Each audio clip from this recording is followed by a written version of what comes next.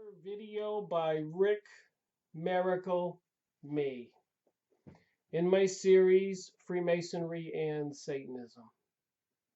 It is January 8th, 2019. Think about that. Next year is another presidential election.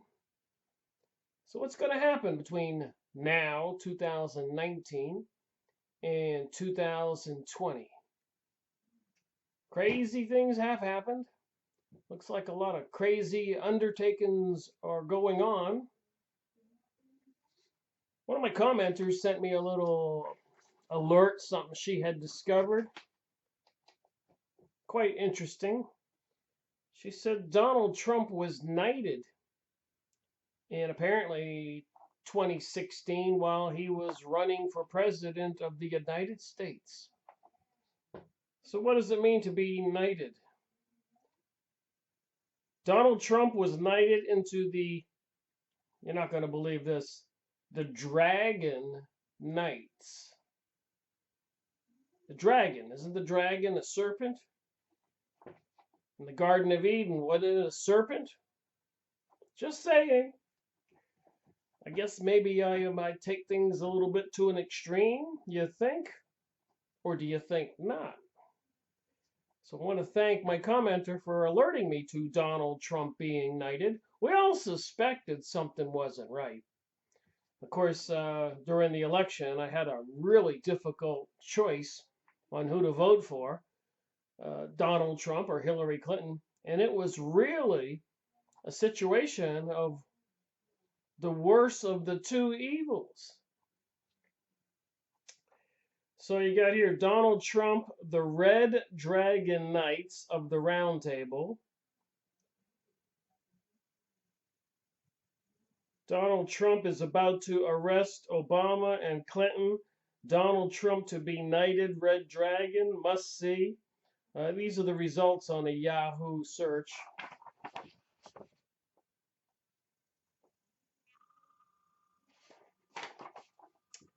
Donald Trump, Knight of the Round Table.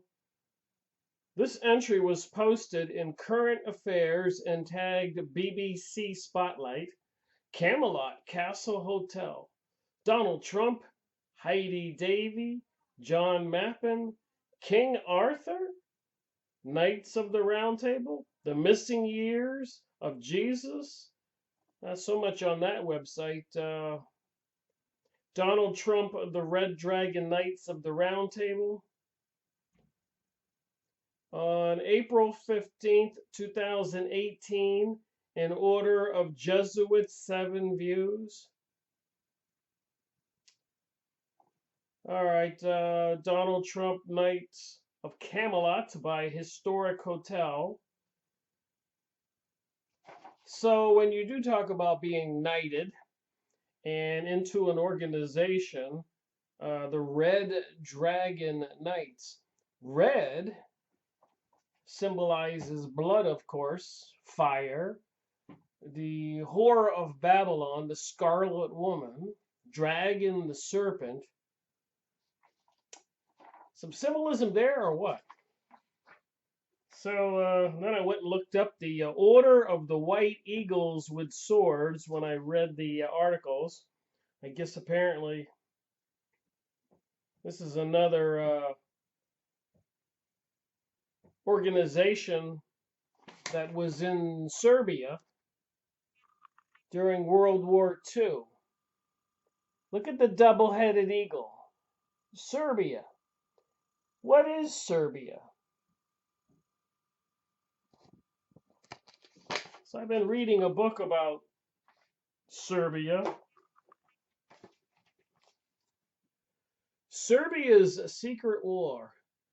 And look at that knight there, maybe. The Knights Templar, the Freemason in this picture with the apron on him, and the 6-pointed Star of David on the Israeli flag. And the light is beaming, and the Temple Knight or the Freemason, whatever, is shielding himself from the light. Serbia's secret war. So were the Freemasons the enemy of Serbia during World War II? And when you talk about Freemasons, you're talking about also organizations about people getting knighted into the Red Dragon. The symbols are the same. You're talking about Knights Templar, Freemasons, Knights of Malta, Knights of Columbus, so many of these mystery religious secret society organizations. Who and what is behind them all? This series is called Freemasonry and Satanism. So I think when you talk about Donald Trump being knighted, you're definitely connecting it with the Freemasons, the Illuminati, these different secret societies with their temples and lodges. And then the Red Dragon Society, you're tying it in with the serpents. Tell me where I'm wrong here. And then you talk about World War II, propaganda and deceit of history. Philip Cohen, forward by David Reisman. So I've been reading this for the past week, and I gotta tell you, oh my. There's a story I want to tell, my version before I read anything or show anything else. Here's the scoop. 1800s, 1900s. This is 2018. So when you take the 1800s, 1900s, that's 200 years. And it also encompasses the 1700s. 300 years, without a doubt. The Rothschilds, apparently, plenty of evidence to this, it's everywhere. The Illuminati, the leading banking Jewish family, make no mistake, that's true. And they were the negotiators, the brokers, the leaders in negotiating with the governments of the world, even the United States, Britain, Germany, Italy, the world, Russia, and in Serbia, and other leaders in the world to try to get the Palestinians land so they could have the state of Israel, create the state of Israel, to the ancient historical property lines of the ancient kingdom of Judea. So somebody wants to resurrect the ancient kingdom of Judea, affecting world politics for 300 years.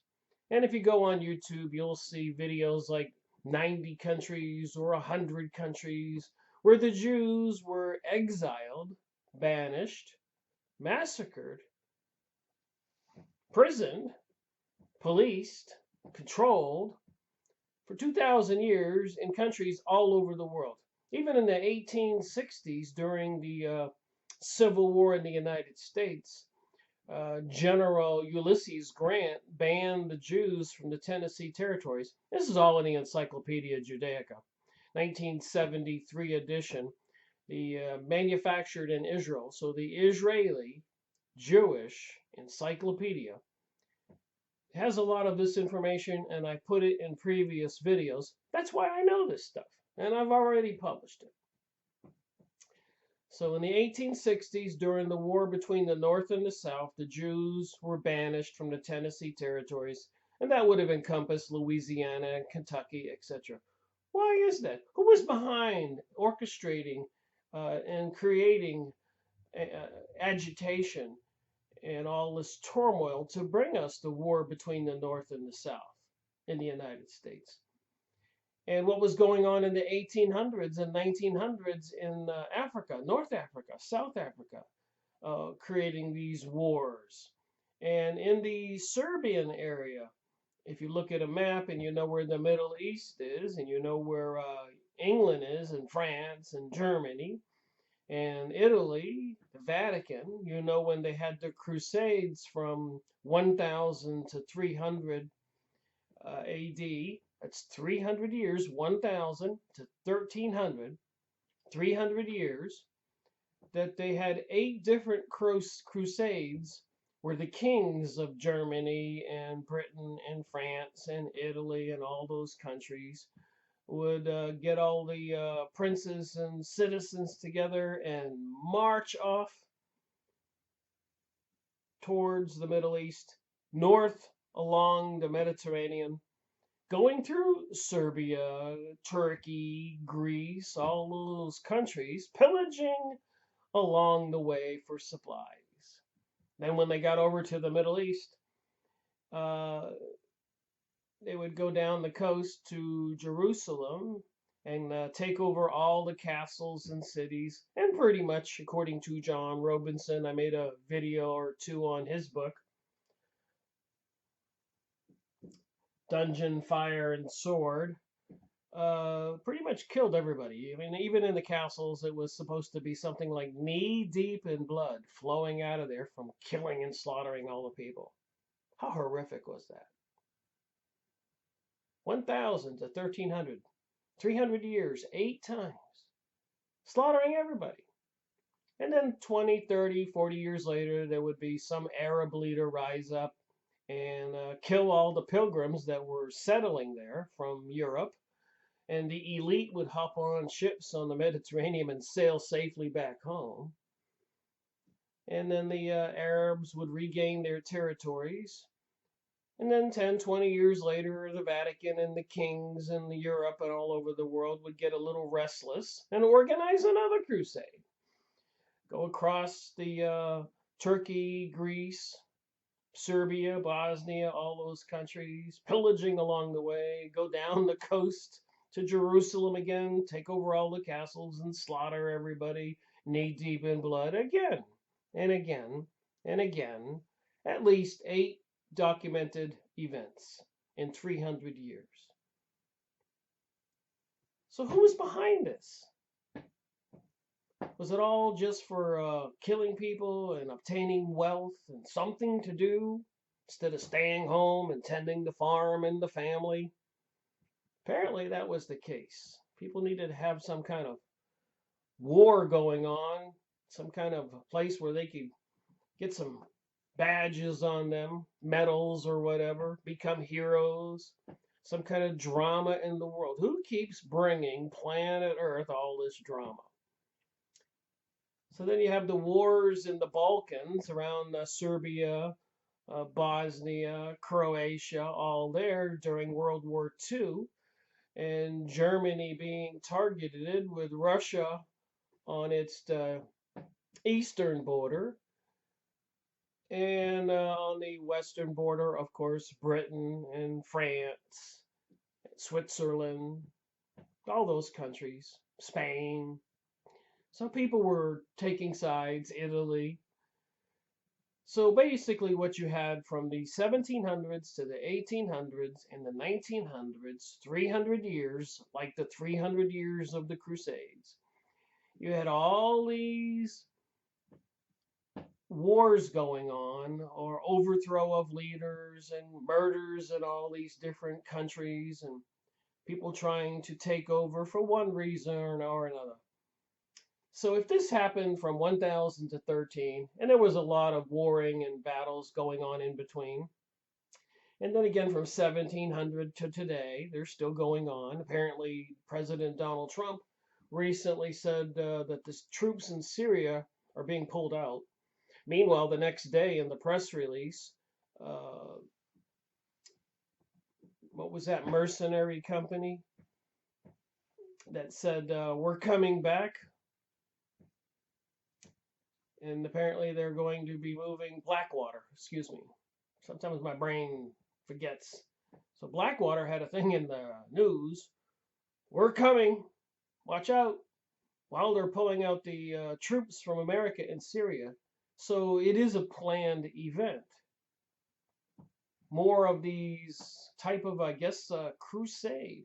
Apparently, Iran is being looked at, maybe potentially, according to some videos and information on the internet, could be the next target. So I've been reading this book, Serbia's Secret War, and I looked at some other books here, and you have to figure out who the players are. I made a video on this book, Jewish History Atlas, Series 118. You can go watch my video or two. But they have these maps in this book.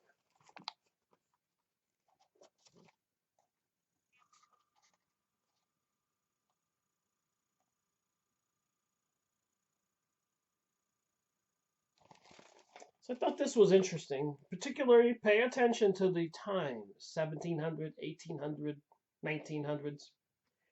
So the Jews under the Turkish rule. So the reason for World War I and World War II, the way I understand it, and even the war between the North and the South in the United States in the late 1860s, it was to destabilize the current governments, the status quo, because certain people were vying for power. In America, South Africa, Bosnia, Serbia, Germany, even Russia. There were a couple attempted revolutions in the late 1800s, and of course the early 1900s, 1905. Then we had World War I, and a successful revolution, not really a revolution, an insurgent, espionage, organizations like Blackwater, espionage, spies, abducting the leader, the Tsar, and his family, and executing all of them. After World War I, when Russia was probably completely caught off guard. Can you imagine the jubilation of the whole world after World War I? Who in Russia would have thought that the powers that be were sneaking in all these guerrilla agents to abduct the Tsar and his family, take over the train stations, and then proceed for the next 15 or 20 years to kill 100 million Christians and other good people after World War I? And the attempted overthrow of the country in 1905 and 1887 and before that. The reason for that was apparently the Tsar and the leaders in Russia were on to the Jewish citizens and had created a lot of legislation, police acts, something called pogroms, restrictions on their movement and what they could do. Because apparently for the past 2,000 years, they had a lot of turmoil, tumultuous influence on countries all over the world. And they were even banished from Spain and Britain and Italy and all the other countries. Had problems in France. Got to remember these names. The Inquisition. Oh my. French Inquisition, the French Revolution. So they had revolutions and inquisitions and banishment and massacres. And usually one of the targeted peoples were the Jewish peoples. Why is that? So here in this page here, 1500 to 1914, and I'm not trying to be some kind of racist person who does not like Jewish people. A lot of Jewish people have tried to warn the rest of us. Benjamin Friedman, in his famous speech, please go look it up. Rabbi Marvin Antelman, in his 2 books, To Eliminate the Opaque, I made a couple videos on his books. Henry McCow, PhD, Jewish author in Canada, wrote a couple books. And the one I made a video on his book was right up there at the beginning of me making videos. Illuminati, the cult that hijacked the world. So here we have President Donald Trump being knighted. Same thing as being part of the Illuminati, the Freemasons are all in this together with their symbolism, this mystery of Babylon religion, and the Red Dragon, no less, organization. So anyways, back to this book.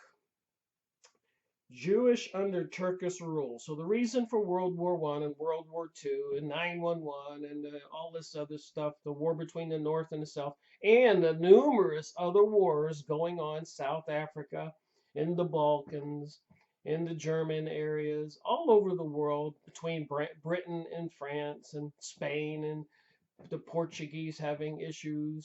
And of course, let's not forget, after the discovery of America, all the shenanigans that went on there with Spain and Britain fighting for portions of North America, Central America, Portugal apparently getting Brazil, and Argentina's kind of Spanish.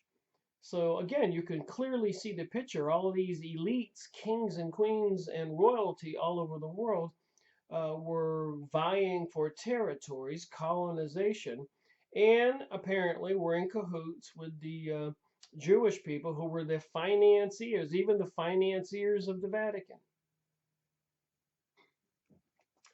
So here it says Jews under Turkish rule.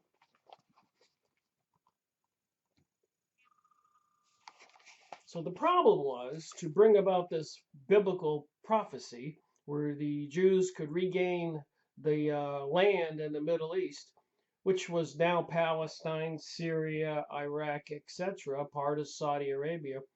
They had to cause world turmoil and amass a fortune of money and control the governments all over the world, and able to do this, and able to be where they are today. So back then it says here, this is interesting, 10,000 correct Jews, see maps in Crimina. It says here 1769 to 1806, Jews suffer greatly in the wars between Turkey and Russia. Turkey and Russia, World War I and World War II, were largely because Germany, Austria, and surrounding countries were growing in industrialism and wealth, and they would not oppose Turkey to destroy the Ottoman Empire so they could take the Palestinians' land. Hence, of course, they had to be destroyed. Besides that, they were growing, and Britain was not growing, was actually declining in its world power influence. So back in 1806, Turkey and Russia were at war.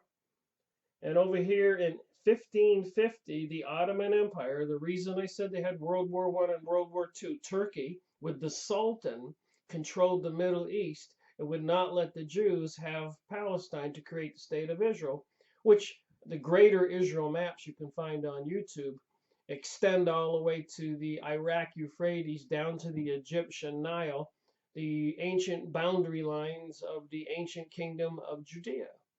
So all of this had a purpose, and that purpose is alive and well today. So Ottoman Empire, 1550, over 1 million Jews in 1660. Many had fled from Spanish and Cossack persecution. Fled from Spanish, Spain, and Cossack persecution in 1660 and 1550. The Ottoman Empire in the 1900s had 500,000 Jews. Areas of continuous Jewish settlement between 900 and 1900. Jewish cave dwellers, troglodytes. Each Jewish village had its own synagogue and rabbi. So we can say with confidence, all over the world, the Jews kept their organizations and peoples to themselves and always had their synagogues and always had problems with everybody else. That's not an anti-Semitic statement. That's fact. I'm reading it from this book. I didn't write this book. So even the cave dwellers and troglodytes, each Jewish village had its own synagogue and rabbi. There are probably more than 10,000 of these Jews living in the desert mountains, many underground or in high rock forts. They have lived here without interruption for 2,000 years. 15 to 1800, haven for Jews, that would be in Bulgaria, fleeing persecution from Spain, persecution in Italy, persecution in Germany, the Ukraine, and Poland, and Romania, and Russia from 1500 to 1800. Oh my, 1500 to 1800, 300 years. There's another 300-year period. The Crusades from 1000 to 13. the Jews fleeing all these other countries from 15 to 18. And then, of course, the current battle from 1700 to today for this pursuit of a global world order, bringing us even the war between the North and the South of the United States, and revolutions and battles in other countries all over the world. I've been going over that. South Africa, Central Europe, Asia. Nobody was left untouched. I'm just randomly reading some of this stuff. Under Turkish rule, 1518 to 1830, Jews had to wear a black skullcap and a gray cloak and hood. So do you suppose the world is targeted for revenge for this persecution they feel for 2,000 years? And that's in a published newspaper article prior to World War II. I showed that in the video. I'm going to look at it again here. 1574, the Turks drive out Spaniards and Jewish community of 4,000. So the Turks were major components in this. Turkey. 1551, Turks encouraged settlement of Spanish Jews. So there were periods of time, that would be in North Africa. 10,000 Jews calling themselves Hebrali, carpet weavers, vineyard workers, peddlers, and gardeners in Caucasia.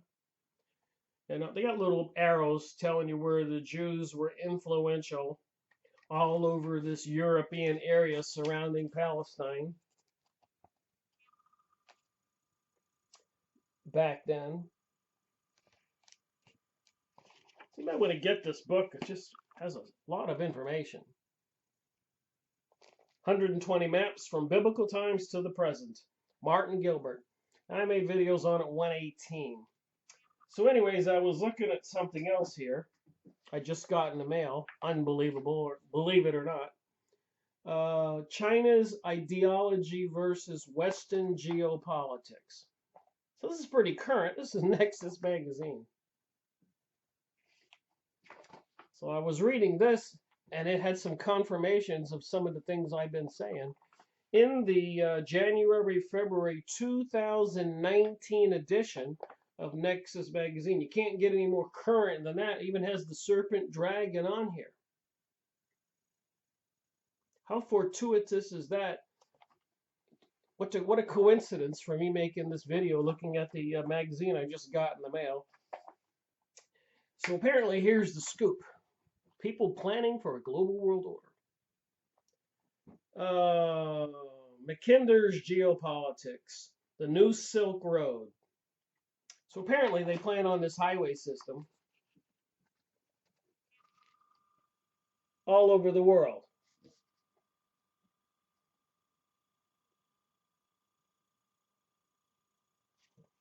Did you know that? In his recently translated address to the 19th National Congress of the Communist Party of China, Xi Jinping, I don't know how to say his name, I apologize, laid out a grand design and philosophy for the short, medium, and long-term strategy of both his country and the world. President Xi not only directly challenged the underlying morality of postmodernism, so the president of China is challenging the underlying morality of postmodernism. So this modern time, postmodern time means after the modern time, post. And he's underlying morality, and I can see where morality has gone into the cesspool in this country and the world. And it's all been intentional if you watch the TV programming and all of that. People do look like those Pokemon chips, and I said that when they came out. I understand a little bit about psychology. Go to community college, you take Psychology 101, you learn a little bit about how the mind works. And I've done a little bit of studying, even reading Dianetics and many other books. So when they gave those kids those Pokemon chips, they were programming those children. Make no mistake about it. And of course, now where they give all those young people those video games where they're slaughtering and killing and doing all that, they're programming those children. Those children turn into adults. So the president of China talks about the morality of postmodernism and the neoliberalism, which has rendered the Western population incapable of planning the future or even maintaining the institutions handed down to us from past generations, but most importantly, threw down the gauntlet, challenging the Western powers to release themselves from the ideological clutch of geopolitics and work with China under a new paradigm of win-win cooperation. And I have been showing some information in my videos, and you can go look it up.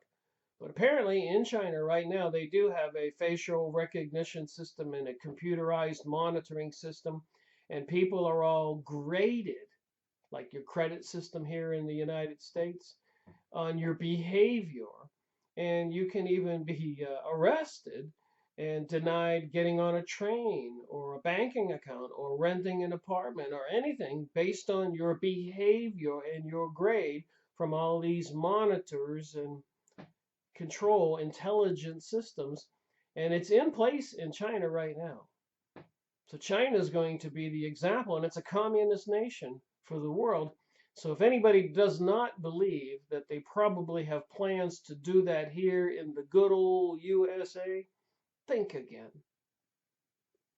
They didn't do Jade Helm 15 for nothing. They're not installing all those microwave towers and dishes everywhere for nothing.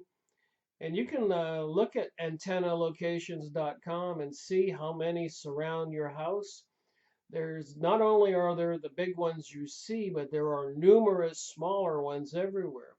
And the artificial intelligence software programs and the apps they used in Jade Helm 2015, microchipping the children since 2012 that I discovered, and so much more. We've all seen it. The posturing, the social conditioning, the climate change propaganda, terrorism, sustainability, and all this other stuff is neck deep, all the way up to here. We're about ready to drown in it. Used to be knee deep or waist deep, and it's getting deeper and deeper. So I just got this Nexus magazine, and this article just happens to be in here. But it had a couple of things that I wanted to point out. I'm not going to read it all. So one of the things they were planning is a Trans-Siberian rail development, followed hot on the heels. This is what amazed me in this magazine article. Lincoln's victorious suppression, Abraham Lincoln, 1861 to 1865, in this article. This is not me. I'm going to show it to you. Lincoln's victorious suppression, with the help of the Russian Tsar Alexander II, of the British-financed Confederate uprising, 1861 to 1865. I kid you not. When I saw that,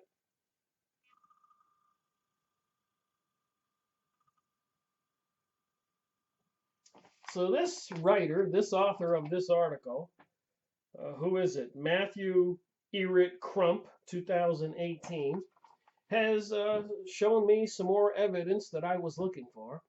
But apparently it was the British that were behind the war between the North and the South in the United States. And Abraham Lincoln, with the help of the Russian Tsar, who was him and his family, probably a different Tsar. But back then, Alexander II helped Abraham Lincoln and the United States put down the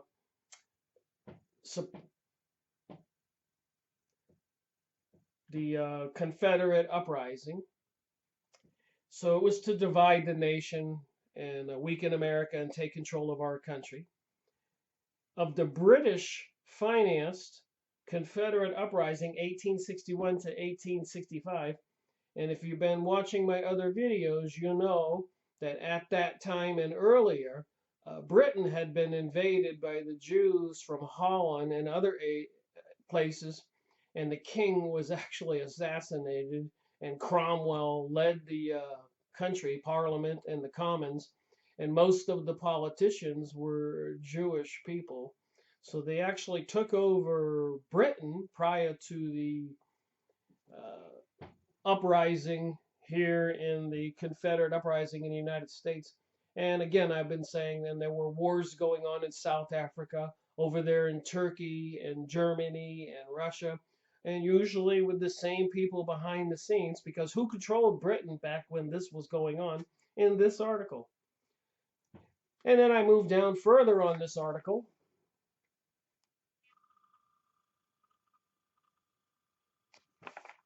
So who controlled Britain? It was the Jewish people, Cromwell. They assassinated and had a bloody revolution in Britain. Definitely between the Illuminati secret societies and Jewish Kabbalistic elite, Zionist Jewish people who wanted to regain the Middle East kingdom, had taken over Britain, and apparently, according to this article, were behind the Confederate uprising in the United States. And according to my other research, which I have been sharing, the wars in South Africa, all over Europe, wars and activity in Asia and Russia, everywhere. And of course, North and Central America, these people have been really busy. So I'll read this last part from this magazine article. The British Empire at the time was becoming known as the Old Man of Europe, having wasted its dwindling resources on keeping its over-bloated globalist empire alive by suppressing uprisings in India, 1857 to 58, Ireland in 1867, South Africa, Transvaal Republic, 1880 to 1881. All these things I've been talking about in this article. The Nexus magazine I just got. I did not plan this. I just discovered this when I was preparing to do the book review. The Second Opium War, the Crimea War, 1853 to 56 against Russia, and 1856 to 1860 against China. And who controlled Britain? That would be Cromwell and his Jewish co-conspirators who assassinated the King of Britain, who was largely friends with the United States and Germany. So we can say the Cromwell and the Jewish elites, the banksters, the people into a Kabbalistic, satanic religion took over Britain back then. All while trying to undo the American Revolution. So that's what the war between the North and the South was, trying to undo the American Revolution. According to this author, and I'm going to assume this author is a pretty smart guy, he's got a several-page article in this current edition of Nexus magazine. I will look into him and see what kind of books he might have written. By supporting the Confederate uprising in 1861 to 1865. And there's more to this article, but I was not trying to do the book review on the Nexus magazine. With the dragon on it, the serpent. Funny how these dots continue to connect. So I was looking at these other maps here. Just went in my other office and grabbed one of my old books. Seaports and People of Europe. And you can just take a quick glimpse here. And I took some time with a microscope and looked at these countries.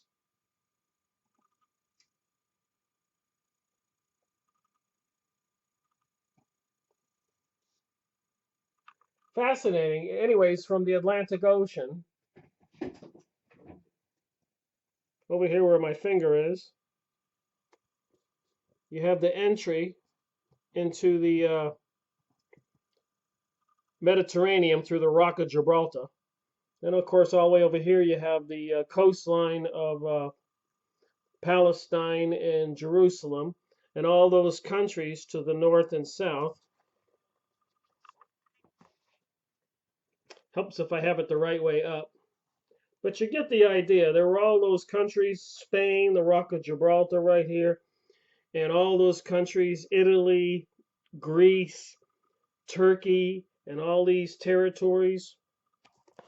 So the control of those countries has been shifting around for the past 1,000 years, probably even before that.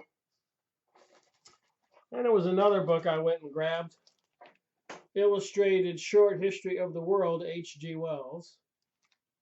And you can see here, this is applicable to what I'm about to read. The Europe at the death of Charlemagne, and you can see where it has the Serbs and the Khazars and Europe. It's quite interesting. So a good portion of where Russia was called the Turkish tribes. Then the Khazars, an entire nation that apparently converted to Judaism. The Slavs, right in the middle of this, owning a huge portion of territory next to the Poles. So you can see the Slavs. And you can see Italy and Britain and France. So this is 814. The Eastern Empire, Khazars, Slavs, Magyars, Bulgars, Serbs, Avars, Austria, Saxony. They didn't call it Germany back then. Prussia was on here. So anyways, now that I've said all that, I'm going to read from this. And I've been reading it. And I'm going to start out with chapter 2. And maybe my conversation will make a little sense. So we can say, just to sum up everything I just said, apparently there have been powerful financial influences behind the thrones and empires all over the world. Even kings and other leaders, czars, were abducted, assassinated. Revolutions were instigated, created, not a natural uprising by the people by any means.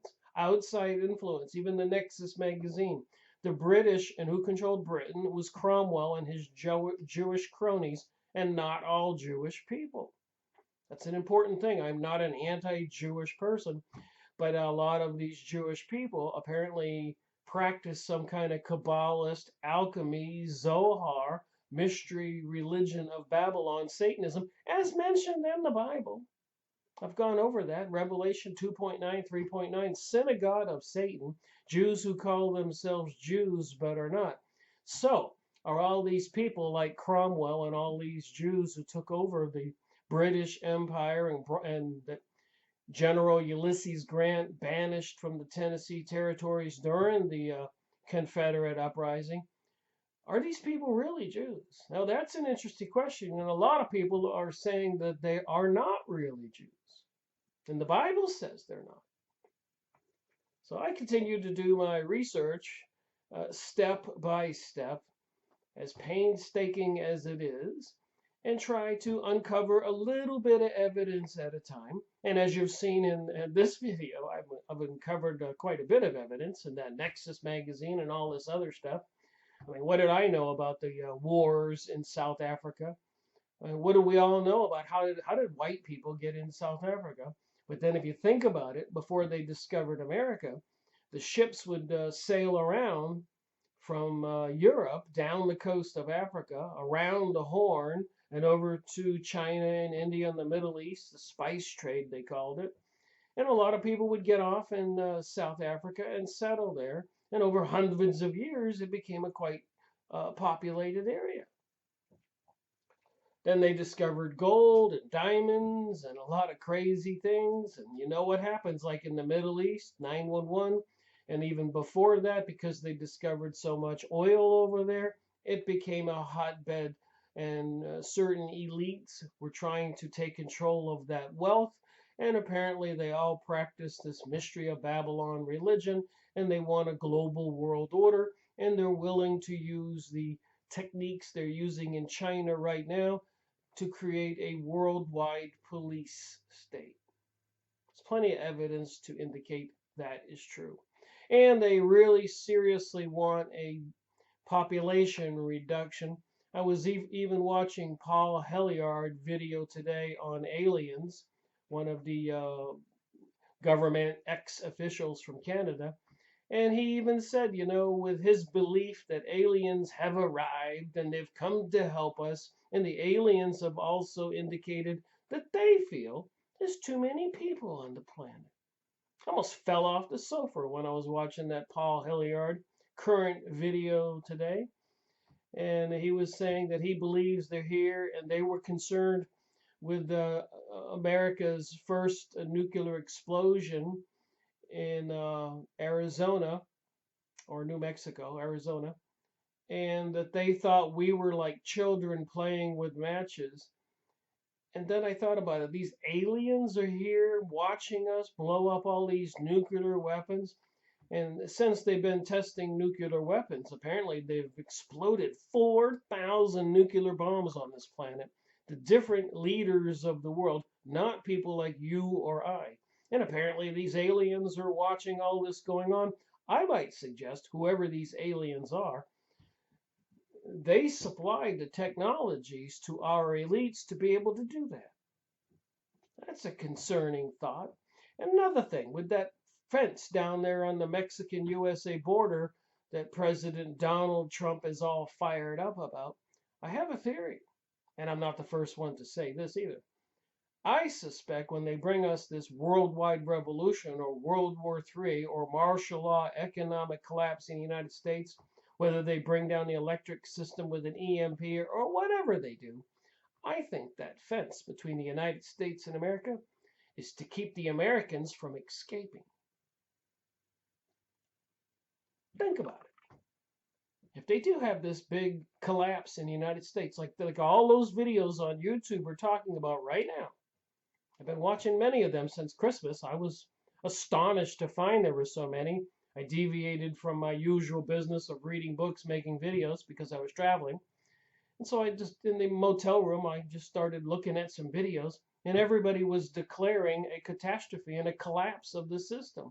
Then I thought about the fence, and I said, well, if we did have a collapse, millions and millions of Americans could just flee south, but not if they have that big fence. Mexico doesn't want 10 or 20 or 50 million Americans. Do they have a plan? Is there something we should know? So anyways, chapter 2, the Serbian state, 1941 to 1944. So a lot of the things I talked about so far is going to be in this material. The effect of the March 27 coup was felt in Berlin. Conquest by the Axis powers. So the Axis powers would have been Italy, Germany, and Japan, and apparently some other countries supporting them like Serbia, Austria, were the Axis powers. And why were they going to war in the first place? Germany did not want to go to war during World War II. It was pushed on Germany, according to my research, like World War I. But here they are. And here's part of the story of the territories south of Germany. Germany, Hungary, independent state of Croatia, Serbia, Romania, Turkey, Italy off towards the side, Germany towards the north. It's been a very interesting, enlightening read on this book. So they had a coup in Serbia. Some people behind the scenes, and again it was the British, trying to sway the Serbian government away from German influences. Did you know that? And then off towards the east, Russia was trying to sway the peoples of Serbia to follow the communist influences, and Christian Germany was trying to battle both Britain's control of Serbia and Russia's influence with the communists. Interesting story. They don't tell you that in school. Hitler, who was at the time preoccupied with his plans to invade communist Russia, considered German Yugoslav issues settled, and he became furious, having worked to reach an agreement with Prince Paul. Hitler had little confidence in the coup leaders supported by Great Britain. It says it right in here. Isn't it interesting how these players keep coming together? Excuse me about this lining up my book here.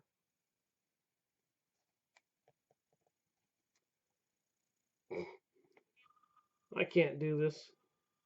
There we go. In case you want to read it for yourself.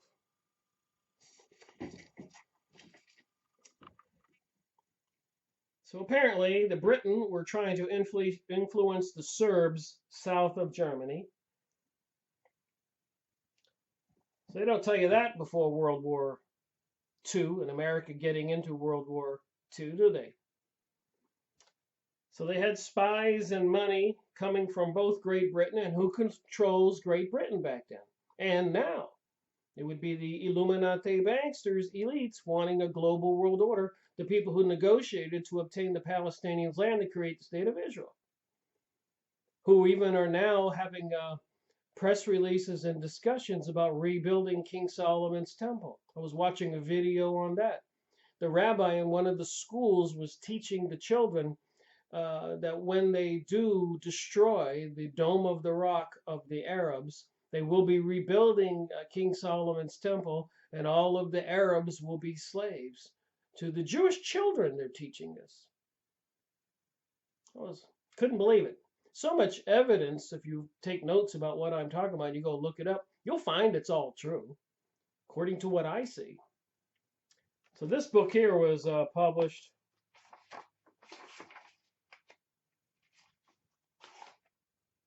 in 1996 by Philip Cohen, a Jewish man, and David Reisman Forward. So back to the book. So Hitler had little confidence in the coup leaders supported by Great Britain. So the leaders of Serbia were overthrown, and despite their immediate overtures to the Third Reich, publicly attributing the coup to communists. So the communists were involved. Communist China's planning a global transportation system and trying to get the rest of the world to go to this communist system, so it seems. And with all the propaganda of climate change, global warming, economic collapse, droughts, weather control, and all kinds of other directed energy weapons and propaganda going on in the United States, it's clear they plan on crashing the system. They keep saying it in so many videos. What are we supposed to believe? Are we supposed to believe what we see and we hear? Okay, Hitler resolved to impose his own brand of stability in the Balkans.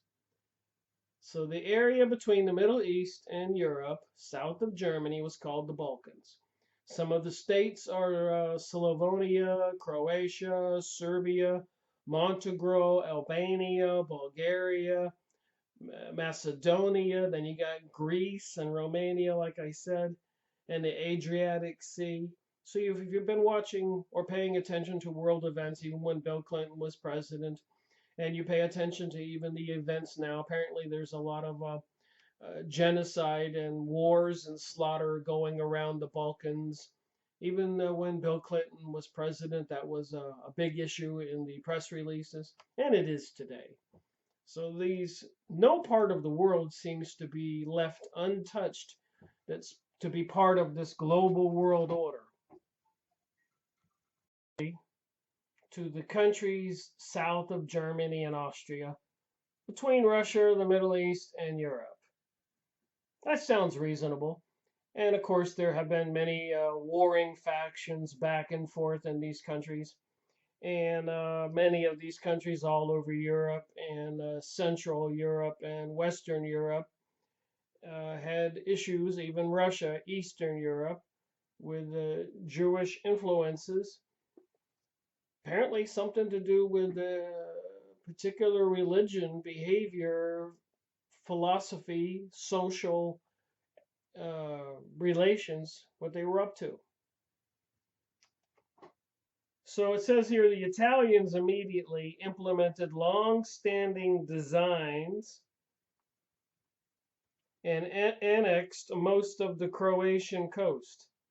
So here you got Italy who wants Croatia. To encourage the cooperation of Hungary and Bulgaria, Hitler had offered them parts of the Yugoslav territories to which they had claims or aspirations.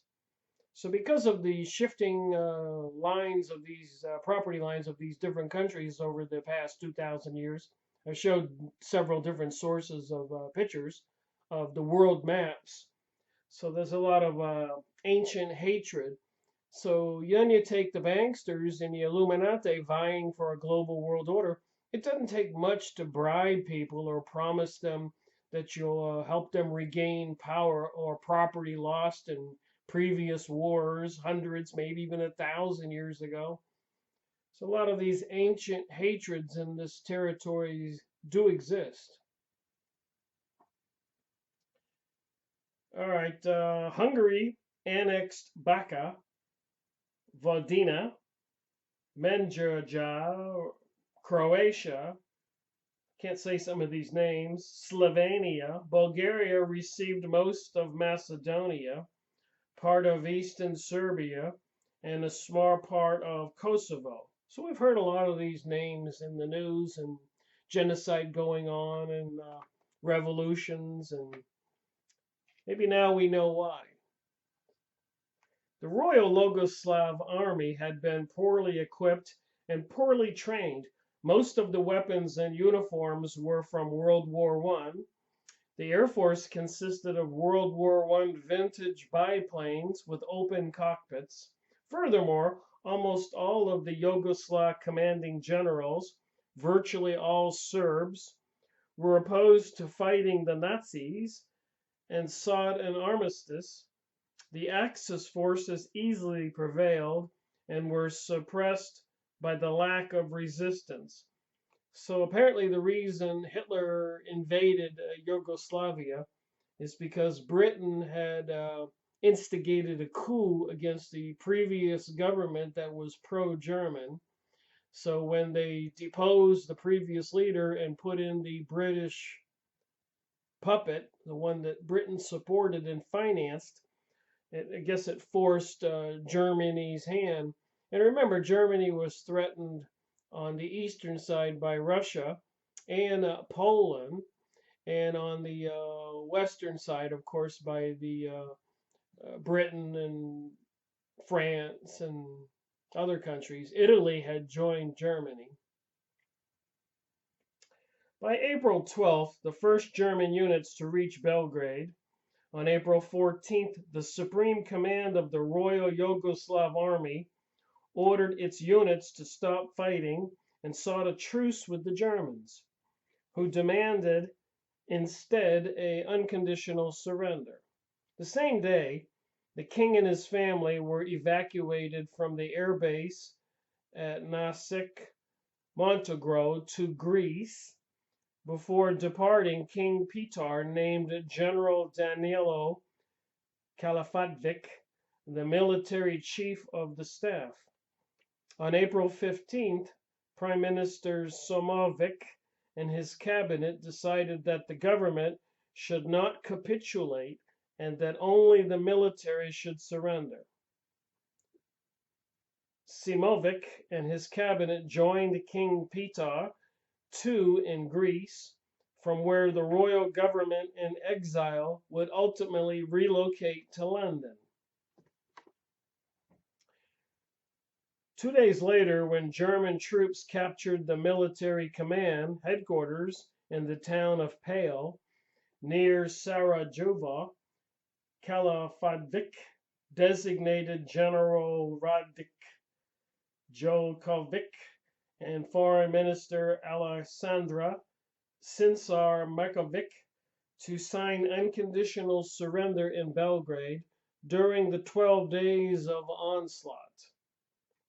The Germans took 345,000 Yugoslav soldiers as prisoners of war, while Germany's losses were light.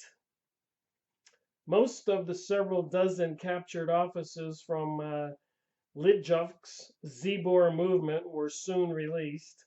So a lot of these wars and countries siding with different countries is all negotiated treaties and agreement. In a lot of cases, bribery and money.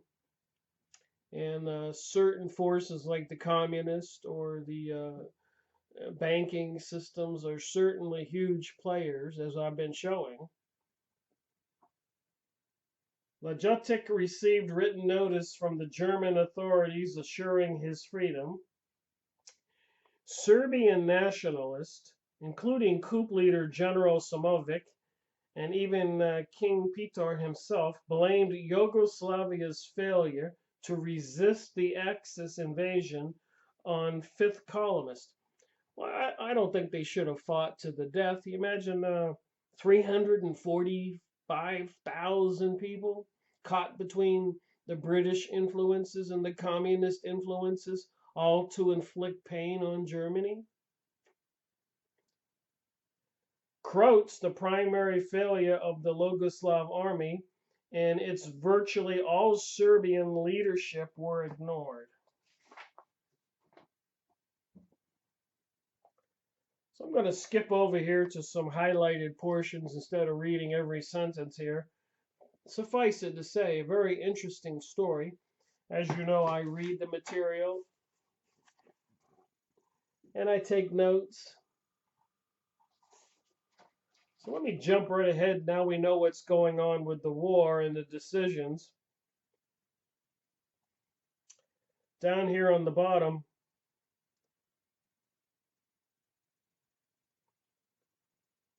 as he explained it to the Gestapo officer Karl Krutz, an uncompromising man with generally recognized authority and force of personality, was needed to convince the people that Germans are our friends. They want the best for the people and that they are the saviors of humankind from communism. World War II. Now, with the world in the situation that it is today, we're so close to the global world order.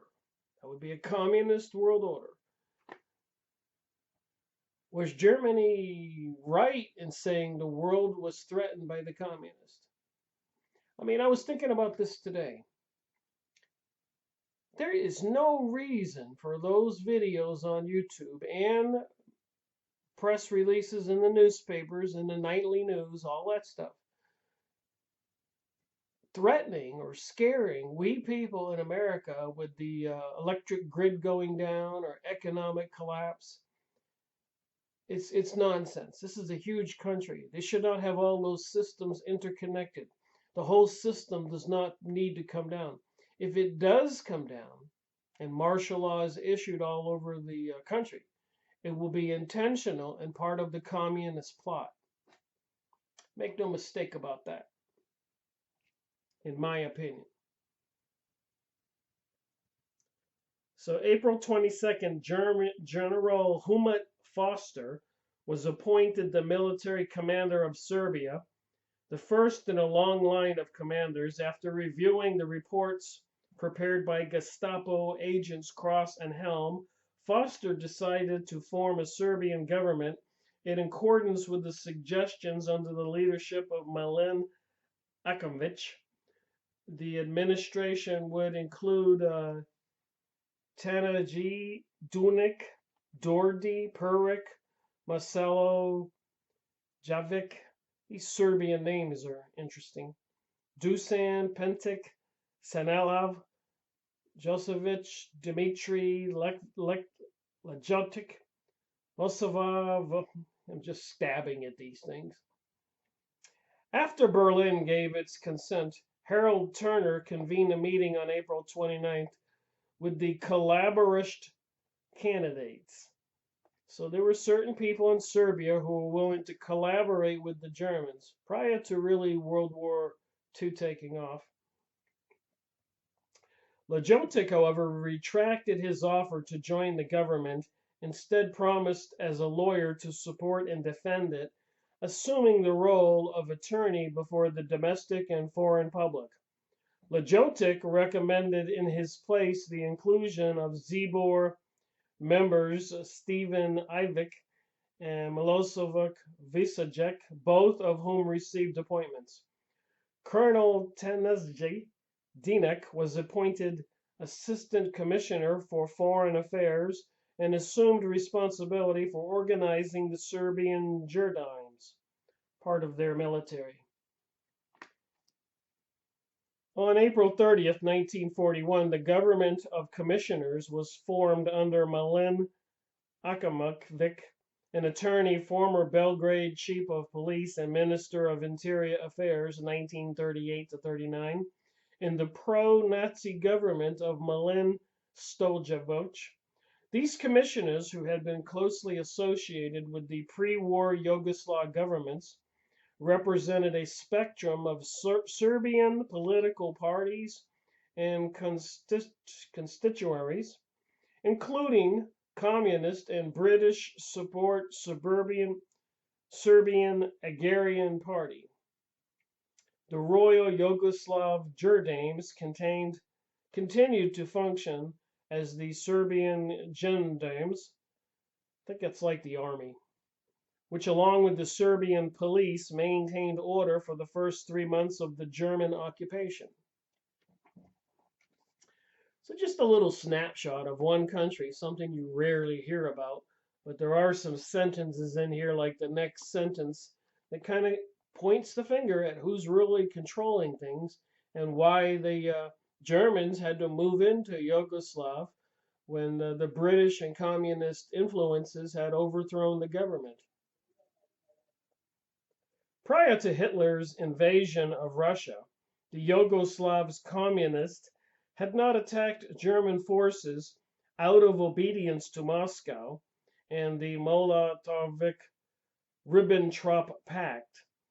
2 weeks after Hitler's invasion of Russia, and on July 7, 1941, the anti-German uprising led by Joseph Broz Tito commenced in Serbia.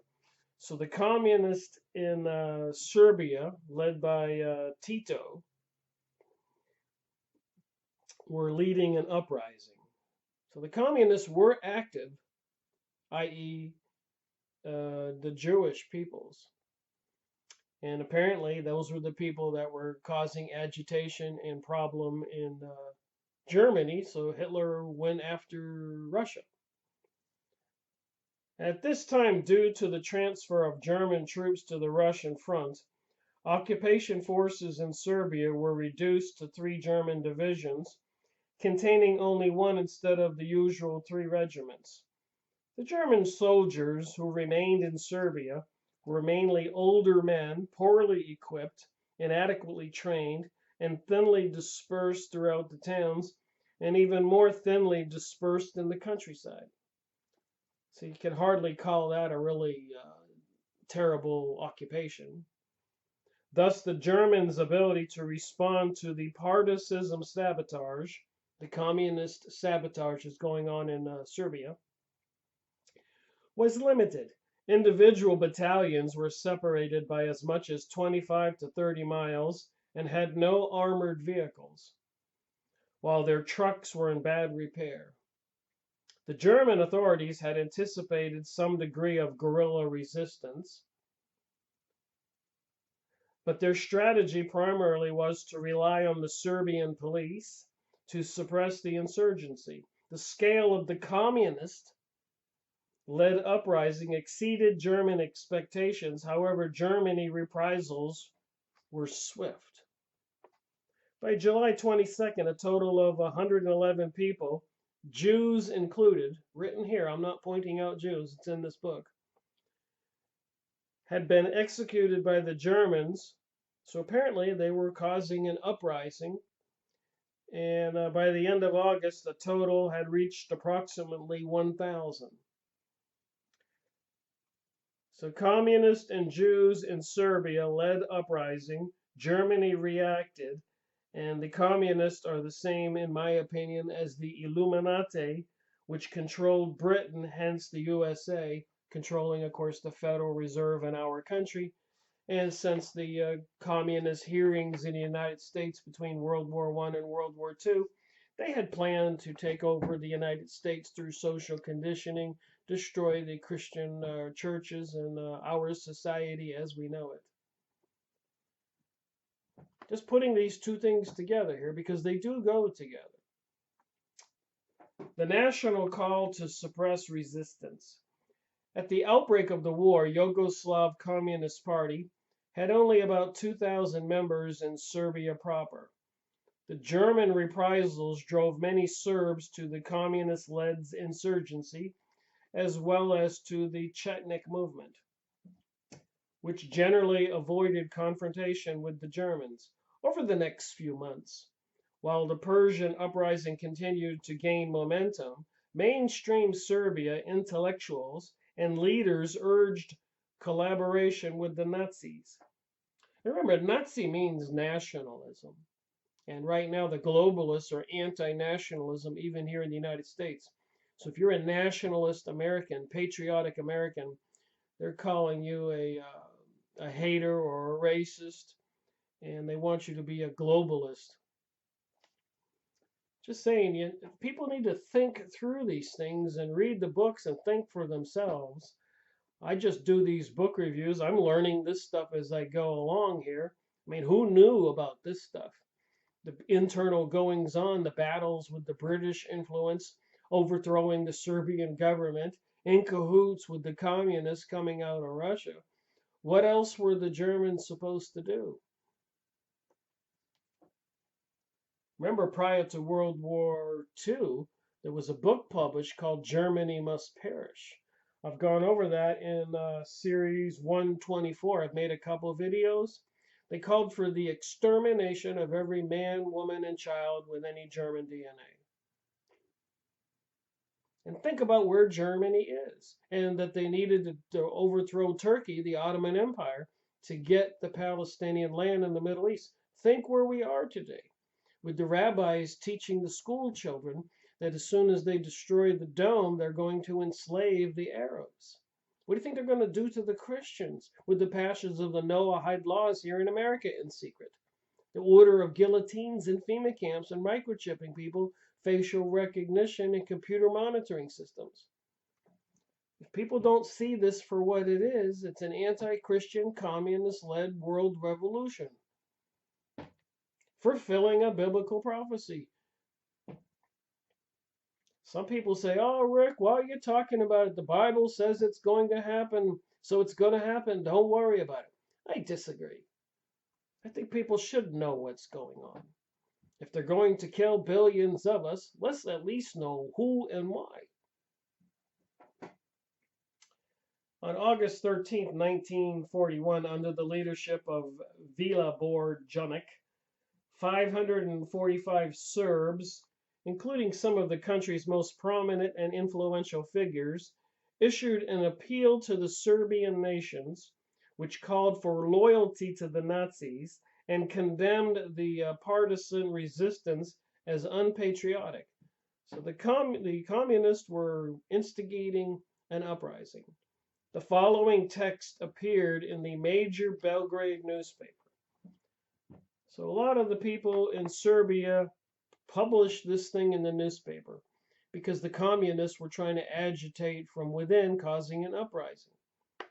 After Nazis or the Germans had to infiltrate after the British influences and money overthrew the government, promising them this or promising them that. So this was in the newspaper. I thought this would be an interesting read. The Serbian nation is experiencing trying days. In these fateful hours, it is the duty of each Serb, each true patriot, to help the country preserve peace and order with all its might. I agree with that. Only thus can the great work of the national renewal of the fatherland be carried out and a better future for our tormented nation be secured. So again, Serbia was in a very precarious situation, surrounded on one side by Italy, who wanted some of the land, on the other side by Arabs, south by Turkey, north by German citizens and Austrian and other German-speaking peoples. So they felt threatened and they wanted their pure Serbian race to continue and grow. So they had their own motivations. At a moment when the overwhelming majority of our people clearly perceives that this is the only path towards our national salvation, a handful of alien mercenaries and saboteurs, under the command of criminal Bolsheviks, senselessly jeopardizes all efforts to settle our situation. So the communist Jews, Bolsheviks, that invaded Russia after World War II, and for the next 10 or 20 years slaughtered, apparently, according to many sources, 100 million Christians and other good people, destroying the Christian churches, had their influences into Serbia. They are intentionally attempting to provoke a conflagration of ruin and extermination in the country. A conflagration of ruin and extermination in the country. Isn't that what we hear that they're threatening here in the United States? Even on some of the top popular talk people on YouTube and on TV, asking people to prepare, and if an event does happen, stay at home, support your police. But what are they going to do? Are they going to try to purge the country of Christians? Should we, everybody, just stay home and hunker down and assume that the people who brought the whole event around this whole event to happen, let them take charge? Is that the way it is? Lots of talk out there on the YouTube videos that Trump is fighting the cabal. Meanwhile, he's knighted. He says the United States recognizes Jerusalem as the capital of Israel, and so much more. I have some documents on that that I found astounding. So these sentences could be the same thing for the United States today, 2018, 2019, excuse me. Conflagration of ruin and extermination in the country, in the treacherous hope that they will thereby aid their masters.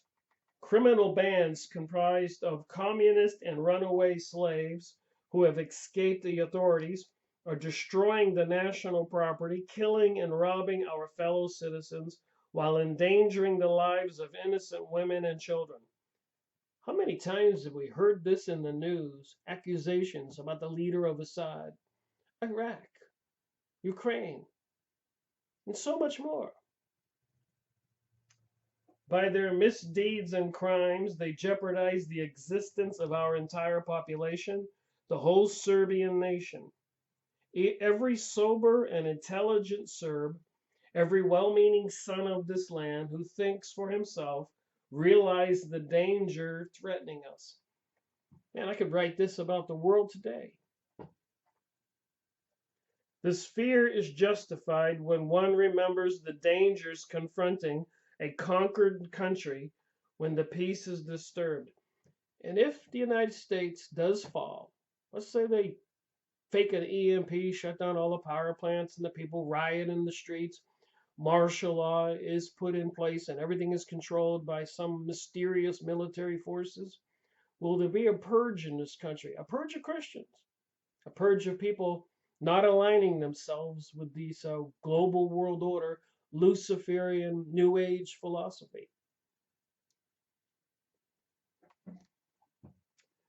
Remember, Albert Pike in 1880 something wrote a letter to his friend Mazzini, another leading Freemason in Italy, saying that 3 world wars would be required.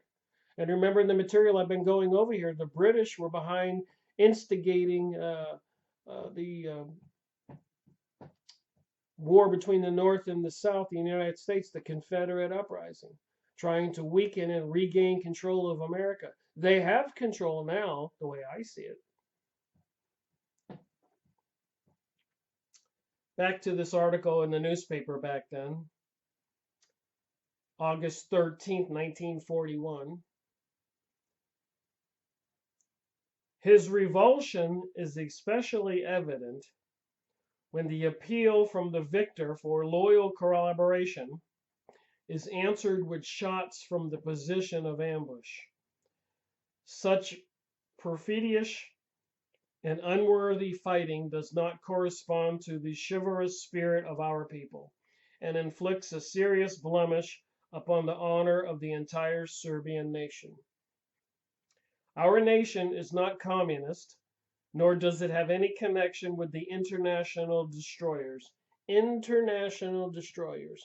Globalism. I didn't write this book. Smarter guy than I did, knows all this information, has studied it, wrote the book. But I read and pay attention. International destroyers of the most sacred currents of European culture. So there's no doubt that the United States culture has probably almost been destroyed. It's not the same country that I grew up. Therefore, we can no longer fold our hands as we watch them push our nation into an abyss. There you go. We must not permit this part of our country, this island of salvation for the entire Serbian nation, to be endangered and our nation to be decimated and exiled from its homeland because of their crimes. The final moment has come for us to rise up in defense of our existence. The duty of each true Serbian patriot is to thwart the infernal intentions of the communist criminals with all his might. And I'm going to say communist also equals globalist. And it is these communist Zionist people who control our banking system and the stock market. Thank you very much to these folks that brought us 9/11, World War I, World War II has crashed the economy at least 8 times since 1913, when they took over the USA money supply 6 months prior to World War I. Therefore, we call upon the entire Serbian nation to assist our authorities in the struggle against these enemies of the Serbian nation and its future by acting decisively in every situation using all means available. And I wrote a little note here when I was reading this.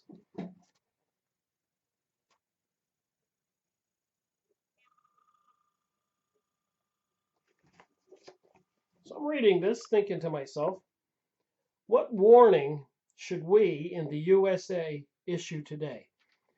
So if this was in the newspaper back then in 1941, and here we are today, they say this close to a collapse of our whole system. What warning should we issue? If our system does collapse, it will be intentional. There will be a purpose. It will be part of the global world order. They're not installing those microwave transmitters everywhere for nothing. And all those other towers and artificial intelligence software. Orlando, Florida, declaring they're going to continue the facial recognition systems. And even at probably train stations, bus stations, airports, everything is increasing for the police state. Kind of gives you goosebumps if you think about it, what's going on today, what they're preparing for. So they published that letter in the newspaper to try to reach out to the people. The list of the signatures was published over 2 days. The first 3 to sign were bishops of the Serbian Orthodox Church. 4 Serbian Orthodox archpriests also signed, as well as at least 81 professors, including the university president of the Belgrade University. The last reflected a vast range of occupations, including school directors and teachers, Yugoslav army generals, former government ministers, legislators, bank directors, industrialists, merchants, attorneys, physicians, pharmacists, engineers, architects, journalists, writers, painters, sculptors, opera singers, musicians, and actors. So Serbia was quite a place. Wasn't an ignorant, backwards place. The signatures, titles included trade groups, business associations, presidents as well as leaders of various professional organizations and of the arts. There's an Appendix A here. I'll show you that. On the day of the appeal was issued, the Bar Association, meeting in Belgrade, unanimously passed a resolution supporting it. So everybody supported Germany versus the communists. 2 weeks after the publication of the appeal to the Serbian nations, with the partisan communist insurgency continuing to gain momentum and with German displeasure increasing, approximately 75% of the Serbs convened an emergency meeting in Belgrade where it formally was resolved that General Milan Nedic should form a government of national salvation. National salvation. To replace the current government of commissioners. In attendance were former and then current government ministers, military officers, university professors, industrialists, representatives from all political parties except the Serbian Agrarian Party and the Communist Party. Many of the emergency meetings at the emergency meeting urged close cooperation with the Nazi occupiers. So what would be better? The Nazi occupiers there because Britain had the government overthrown, or the people causing the uprising, the communist Bolsheviks from the Russian areas. At least half of the commissioners of the Akamuk government, including Akamovic, were present at the meeting.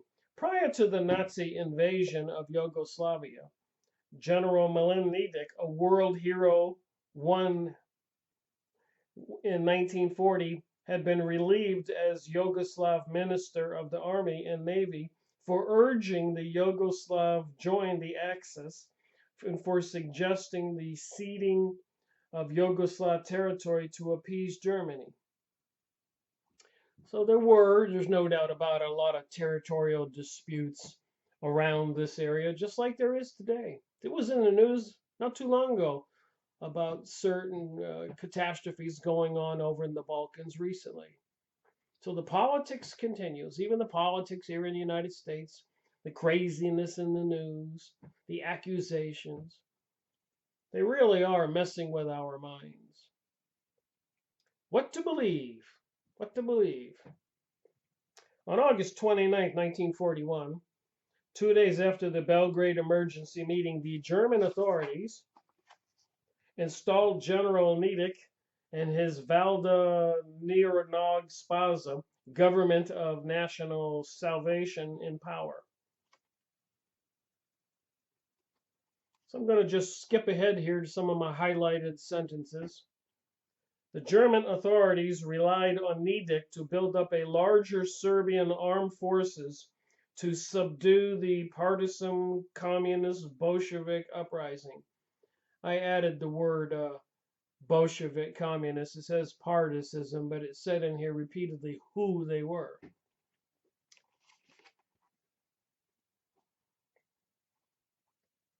On September 1, 1941, 3 days after the Nedic government came to power, the following communique was sent from Colonel Jovan Chanzik, then commander of the Serbian Gurdames, defining the new responsibilities and autonomy.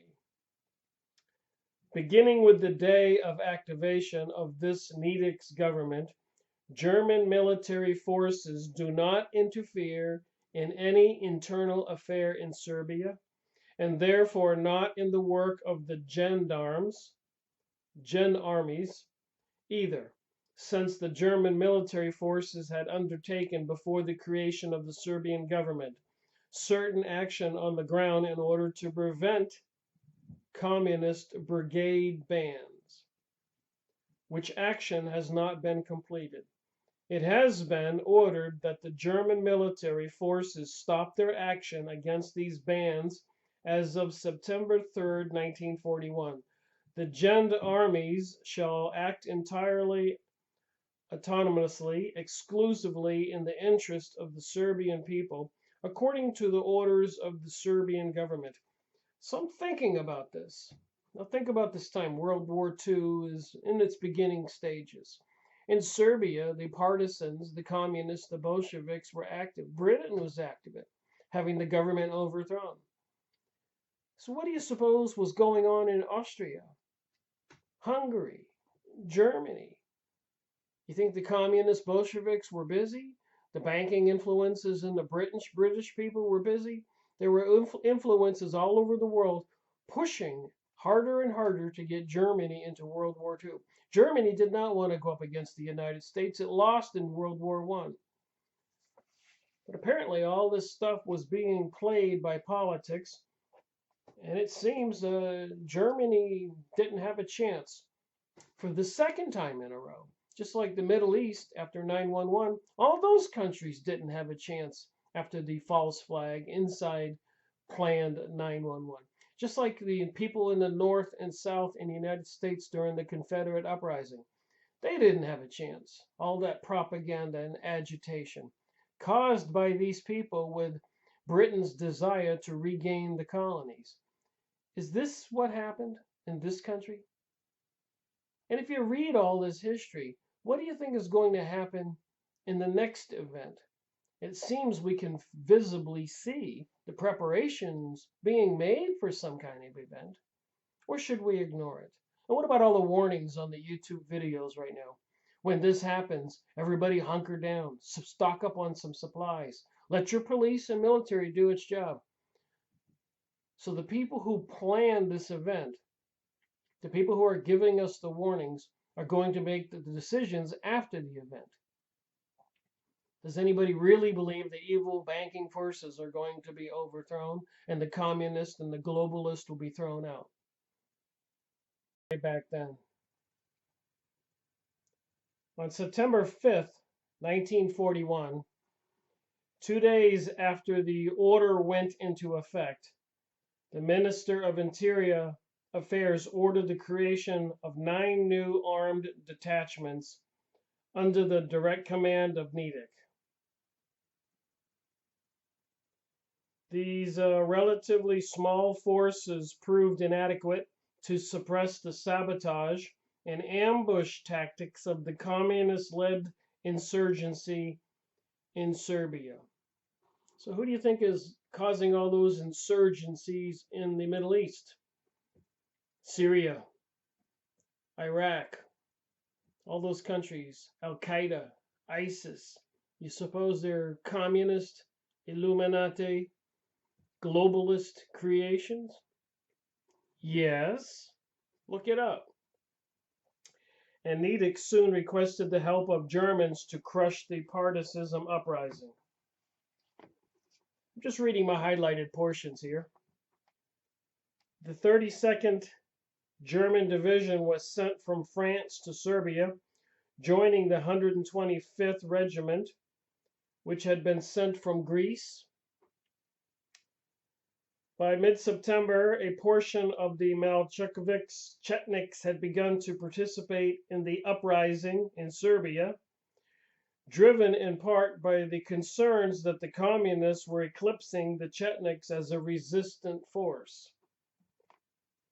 On September 29, Bohn ordered the German authorities to resume arming the Serbian police.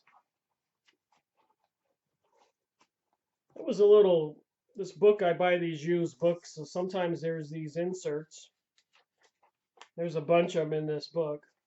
So I guess whoever read it before might have been Serbian or Bosnian or Croatian and was keeping track of some of the news releases. So apparently it says here the tribunal told of a Serb death camp. This would be The Hague, Netherlands.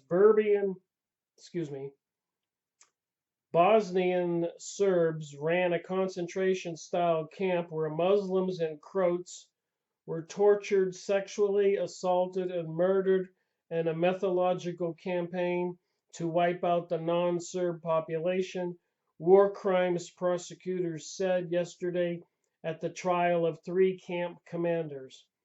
So since World War II, they have been seeking out these people and prosecuting them. So what are we to believe? But this was in the newspaper, apparently.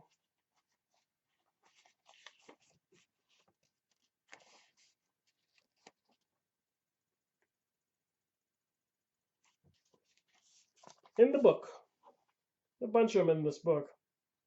In an opening statement, the prosecutor accused the three defendants of conducting a gruesome campaign of Serbian nationalist fanaticism in 1992 in the former ceramics factory of Kotronum. So this was in 1992, described as one of the interlocking system of 39 prison camps. All three have pleaded innocent. Dusko Shiraka, 36, the accused camp commander, is charged with genocide. Dragan Klovic, 41, and Donner Dozen, 33, are accused of lesser war crime charges. All face possible life sentences. In another courtroom, the trial of the Bosnian Serb General Razlik Kristic reconvened after months of delay caused by the complications from the amputation of part of his leg during the conflict. Kristic is accused of leading the massacre at Srebrenica, the supposed UN safe haven in Bosnia, where as many as 7,500 Muslims and Croats were killed or disappeared. So is ethnic cleansing continuing to go on? And do they have a plan to change this planet and maybe get rid of Christians and people who don't join the New Age? Globalism? Apparently so. So I highlighted some notes here. I'm not trying to read everything. The Belgrade Special Police. On the day of the Yugoslav military surrender to invading Axis forces, Dragomir Dragi Janonovic arrived in Belgrade from Gorjaj Melovac. The following day, he was warmly received by Gestapo officers called Cross and Hanshelm, who suggested that he reorganize the Belgrade police and head a local Belgrade government. So how many of us know about Belgrade, Serbia, Bosnia, the Croats, the Muslims there, the influences of Italy?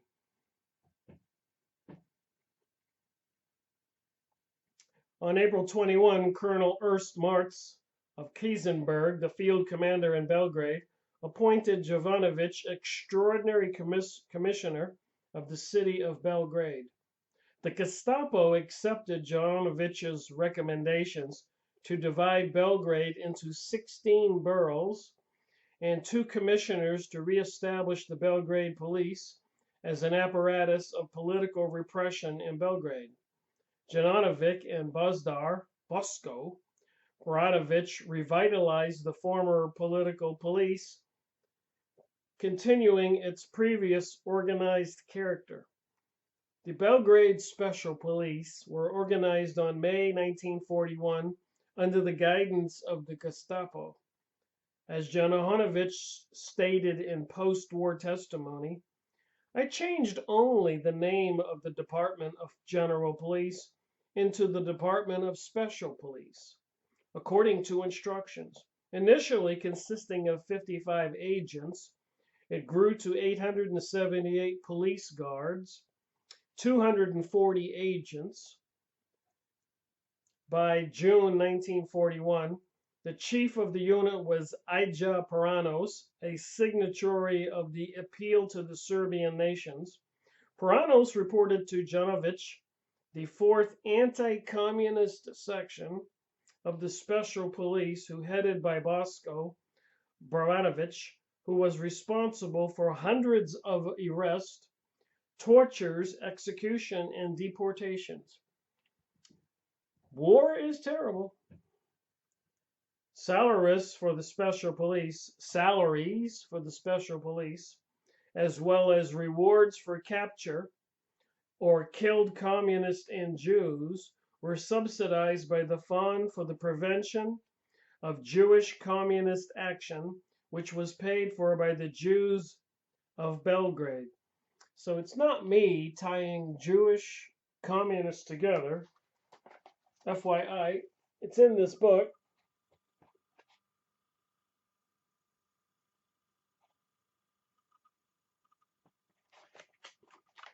So where does that leave us today with President Donald Trump recognizing Jerusalem as the capital of Israel and so much more Israeli Illuminati Zionist control of the world? Think about that. So organization called Prevention of Jewish Communist Action, paid for by the Jews of Belgrade. I'm just reading my highlighted portions here. Just trying to give us a glimpse what went on back then and who were the enemies. Why were the Germans forced into World War II? You can go find this book, read it yourself. Tons of information. The cover says a lot.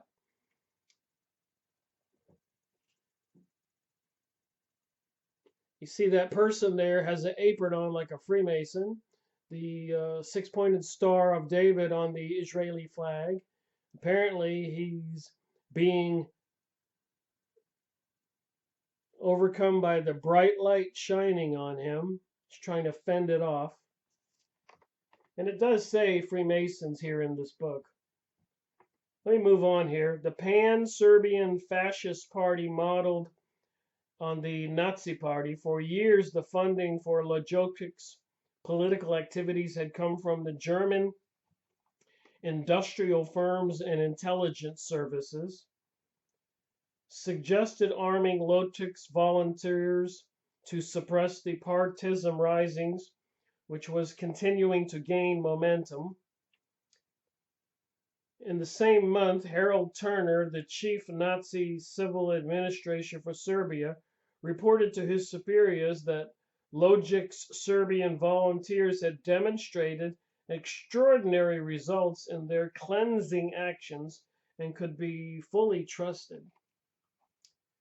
October 41, the volunteer Serbian command participated in the notorious massacre of civilians at Kragujevac after 10 German soldiers were killed and 26 wounded at Kragujevac in an ambush.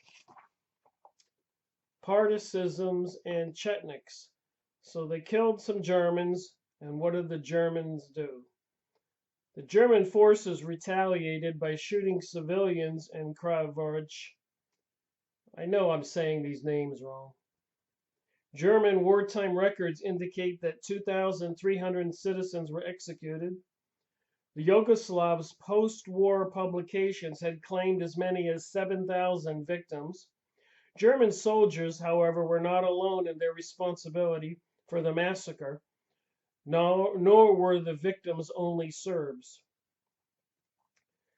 The first persons arrested on October 18, 1941, were all the Jewish males of Kragujevac and a number of communists, altogether about 70 persons.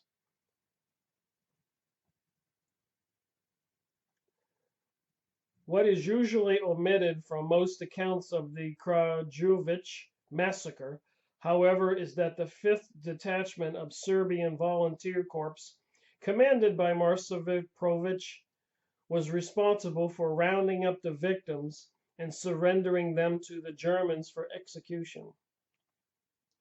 In the town of Kalkek, in an attempt to identify suspected communists, the Germans ordered all the Serbian males between the age of 15 and 60 must report to receive identity cards. It was also announced that the town was encircled and that anyone who tried to escape would be killed. By 1 o'clock in the afternoon, 5,000 were arrested.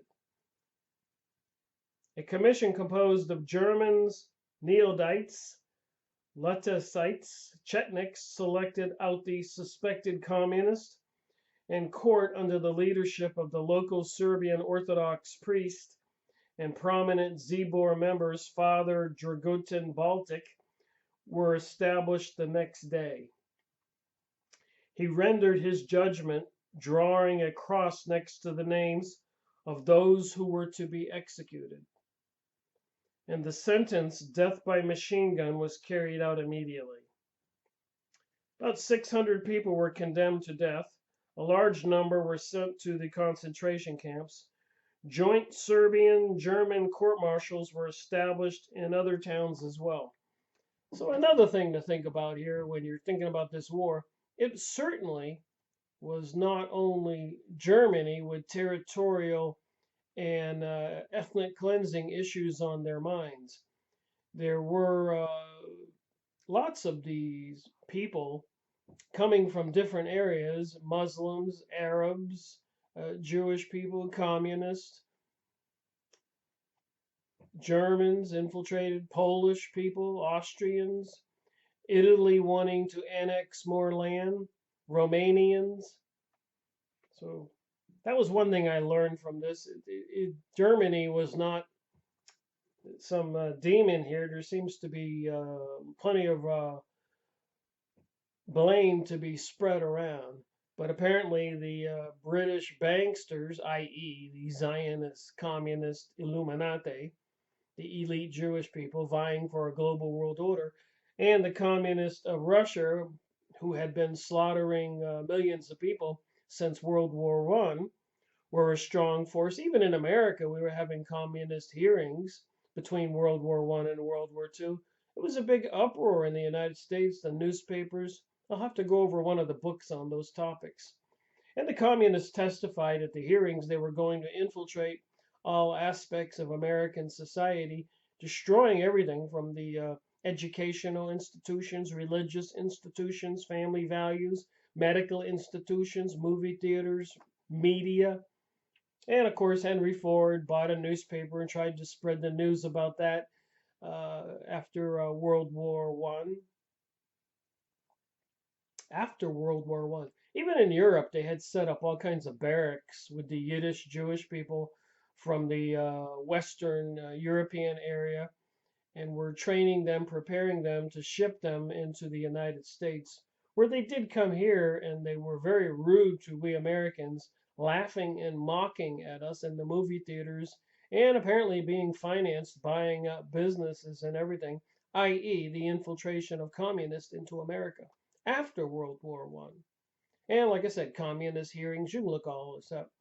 So they never went away, and I believe it's the same communist, Zionist, Illuminati, mystery religion of Babylon forces who are vying for a global world order today and have control over all the vast technologies. We're in trouble if people don't wake up. On February 4th, 1942, Mezinar Nedic met to discuss the creation of a new Serbian police force with 15,000 to 16,000 members. The state guard routinely executed captured communist partisans, often with the assistance of legalized Chetniks. Several thousand people, as well as representatives of the Germans' army, attended the carrying out of the death sentence on all three places. The executions were carried out by our authorities, the Serbian State Guard, and the Chetnik detachments. As former Jard armies, accustomed to wielding power in Yugoslavia, members of the State Guard were enthusiastic about having to play a subservient role relative to the Germans. What preserved their morale, however, was a dream that restoring the royalist Greater Serbia. And right now, Israel wants a Greater Israel. Please go look up those maps. Next page here, just trying to eat up my 30 minutes to finish this video. We're at 17 minutes right now. The Chetniks. The Chetnik leader, Kosta Paneka, was an early and open collaborator with the Nazis. Draza Malovic, the Chetniks under the command of Malovic initially had planned to resist the German occupation, but soon fell into a pattern of military passivity compared to the communist resistance groups. So continuing here, reading this story, we see that the communists were active in Serbia. Were the Jewish communists active in Germany during World War II? And the answer is probably rhetorical. Of course they were. So when Germany rounded up the Jews, does history neglect to say they were the communists, trying to stir up uh, trouble in the country, insurgency, and overthrow the country, like it was happening just south of there here in Serbia? And apparently, the communists were active in the United States. I've gone over books like that. Apparently, the Zionist Jewish elite Illuminati banksters controlled the banking system in the British government. So these people were worldwide. And like I said, Henry Ford wrote out those books where he bought the Dearborn Independent newspaper. And later on, the book series I have were created taking articles out of those newspapers.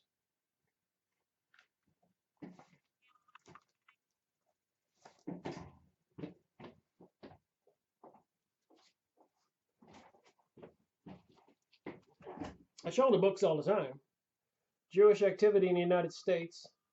International Jew, the world's foremost problem, Henry Ford, the automaker. October 9th, 1920 to March 19, 1921, after World War I. So they were predominantly importing all the Yiddish Jews into the United States after World War I. So the stage was set. All this agitation was going on over there in Europe. Took them years to actually get Germany involved in the war, and with the banksters putting Hitler in place and financing the military complex, it was a bigger game afoot, taking over the world, destroying all those countries. And who suffered? Aspects of Jewish power in the United States, the world's foremost problem, the international Jew.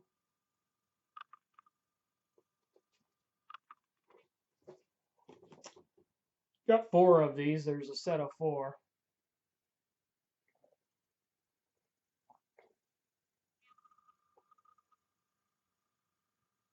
Being a reprint of a series of articles appearing in the Dearborn Independent from May 11 to October 1st, 1920. The International Jew, the World's Foremost Problem by Henry Ford. And I was looking at this book. H.G. Wells, The Shape of Things to Come.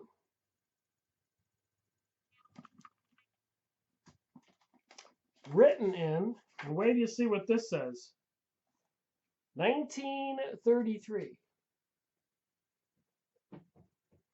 1933, after World War I. And you tell me if we could have avoided World War II. When I read this in 1933, 7 years before World War II. Are you ready for this? H.G. Wells, The Shape of Things to Come. The title tells us how the idea and hope of the modern state first appeared. The accumulating disproportions of the old order.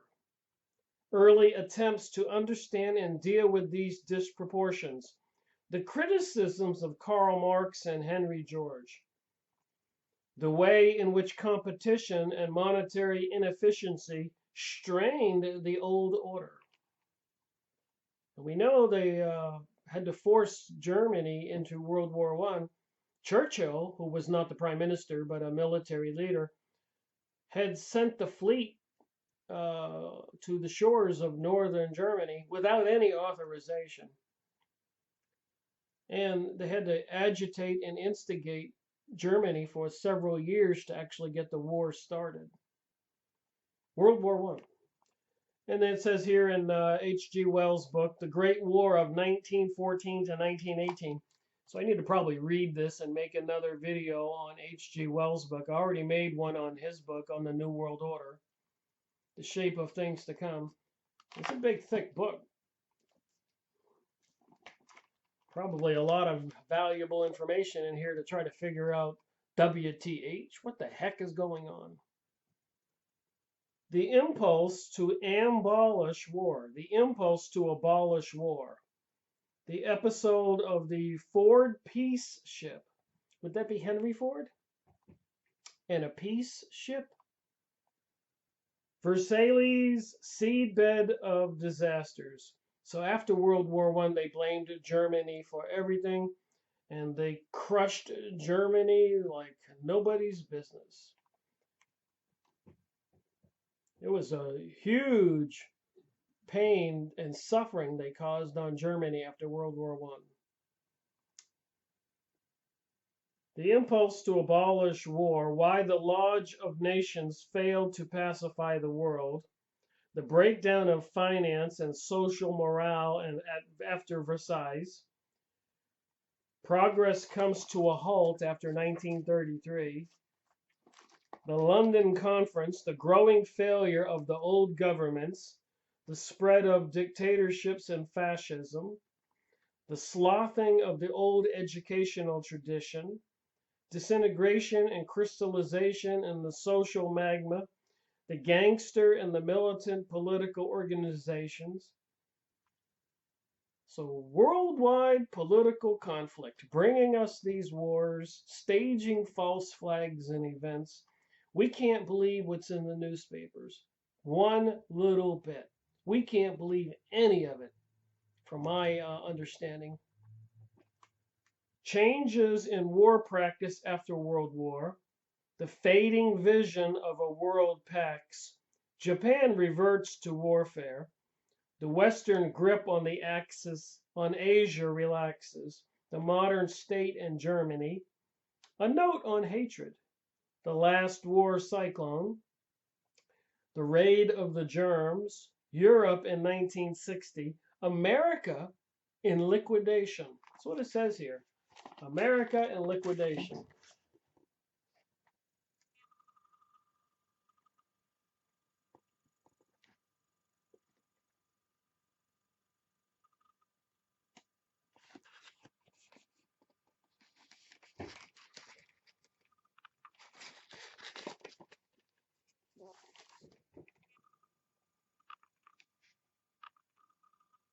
America in liquidation. 1933. Who controlled America? Well, during World War I, the Illuminati Zionist Jewish banksters did, with their controlled president, Woodrow Wilson. The plan of the modern state is worked out. Thought and action. A new model of revolution. H.G. Wells, The Shape of Things to Come. Prophets, pioneers, fanatics, and murdered men. I've talked about these topics a lot. The first conference at Versailles, 1965. The growth of resistance to the air and sea control. Intellectual antagonism to the modern state. The second conference at Versailles, 3 courses of action. The lifetime plan. The real struggle for government begins. H.G. Wells, 1933. Do you really think we can avoid World War III or a worldwide revolution, or the elites' plan to collapse the American social, economic, and even the power grid? Like all the warnings on the YouTube's videos are telling us. Facial recognition systems, computer monitoring everything we do with chips on our debit cards, credit cards, humans, children being microchipped, and so much more. Monitoring probably what you watch on your computer, books you buy, people you talk to, monitoring probably your phone calls. And then you pay attention to this stuff here in 1933 and all this other stuff involving the communists and the Jewish people, as it says in these books.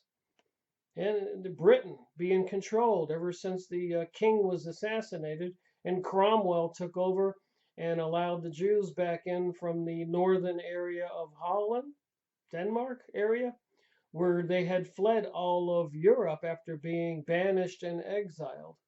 They needed a city with a seaport so they could do their international trade and financier and manipulating leaders, financing them, bribing them, and having certain people assassinated who got in the way.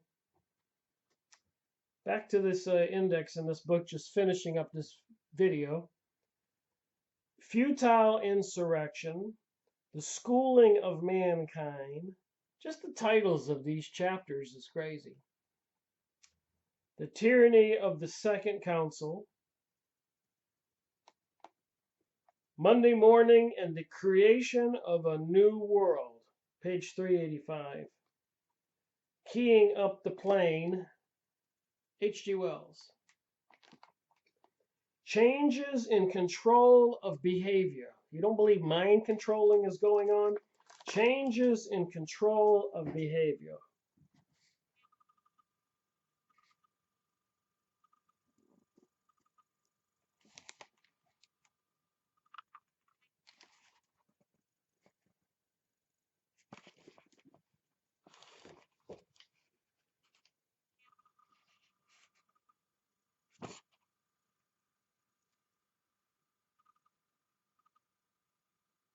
Organization of plenty.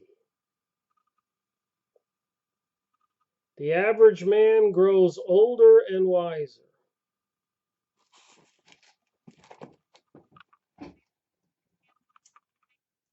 Language and mental growth.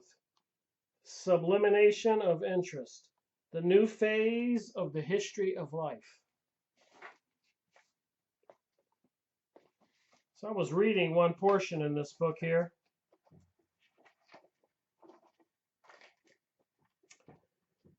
Book of the Second.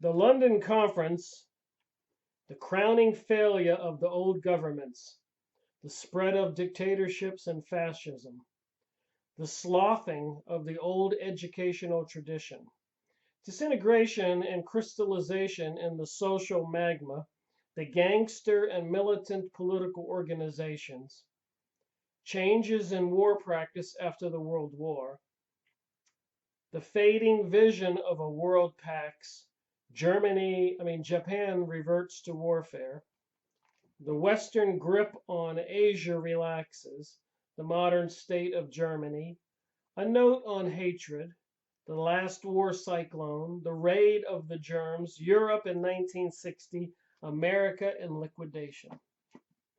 H.G. Wells.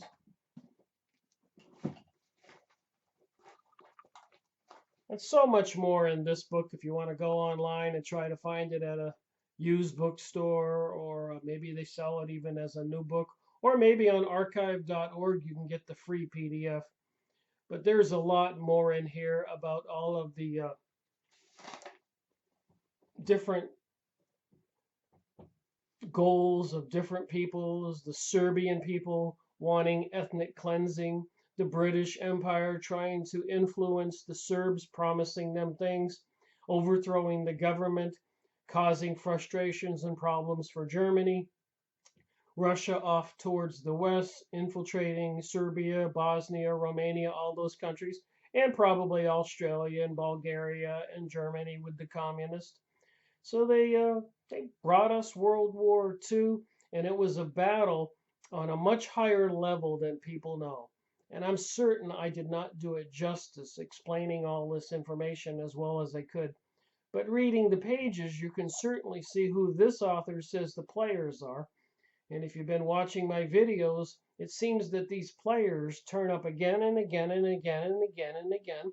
This is series 245. That's 245 authors on all these book reviews I've done. And there seems to be clearly, without a doubt, some common denominators. And apparently it is right in there with Revelation 2.9 and 3.9. The Illuminati, Zionists, banksters, elites who want a global world order and bring about a depopulation event. As I said, this morning I was watching a Paul Heliard UFO video, a recent release, and he was trying to convince anybody watching that video that the aliens are real. They're watching us use nuclear weapons like children playing with matches. And they feel, this is the aliens according to Paul Heliard, that there's too many people on this planet. So I think the whole UFO alien thing is a big hoax and more of the propaganda, deceiving us for what?